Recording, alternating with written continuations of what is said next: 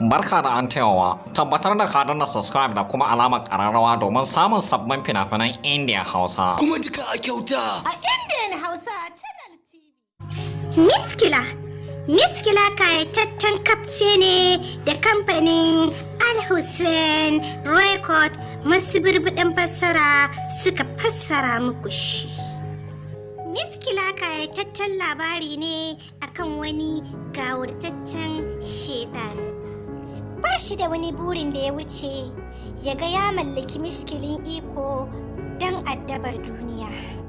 Tofa, gawurtaccen shedanin Kalasur ya nuna matukar farin cikinsa da jin daɗi zuwa ga abun bauta.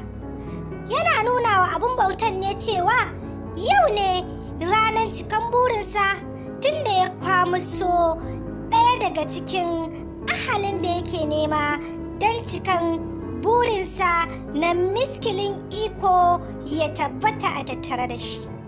Sai dai ita amaryar bata yi wasa da damar ta ba, ta yi maza ta kawo wa Kalasur hari yayin da ta ga zai shake mata angonta. A yayin da ahalin amarya da angon labari ya riske su na cewan Kalasur fa ya kwamishe musu 'ya'ya ya kai su cikin wani tsohuwar jami'a don ya sheke su. Suma ba su yi kasa a gwiwa ba yayin da suka karasa cikin tsohuwar jami'an suka iske Kalasur suna ta faman ba ta kashi da shi da ita amaryar ga kuma angon nata a kwance wanwas ya jikata. Isowar ahalin amarya da angon ne ke da wuya ganin angon ya jikata yana kwance a kasa wanwas. Nan take suka fara ihu suna neman mai kawo musu ɗauki. Yin ihunsu ne da wuya hakan ya sanarwa amaryar cewa iyayensu fa sun karaso cikin jami'ar.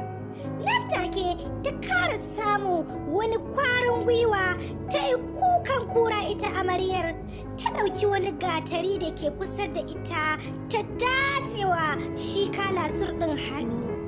Ba a sare hannun Kalasur kawai amaryar ta tsaya ba, sai irin wani kururuwa take na ban takaici don jin takaicin abin da shi Kalasur ya lalata mata daren aurenta da take takama da shi. A sassan jikin gawurtaccen shedan Kalasur babu inda ba ta kai mishi sara ba, yayin da ta kai masa farmaki na karshe ta samu nasarar raba gangan jikin Kalasur kashi 4. Lalle ga sharin naka ya yi gamo da gaminsa nan take ya zama shekakke, ya yi bankwana da wannan duniya, ya zama asararren bako a lahira. Tabbas wannan kapce yana kunshe da cakwakiyoyi fin wanda na furta a baya. Kai dai nemi kayataccen kapce na fim ɗin Miskila na kamfanin Al-Hussein don more cakwakiyar da ke cikinsa.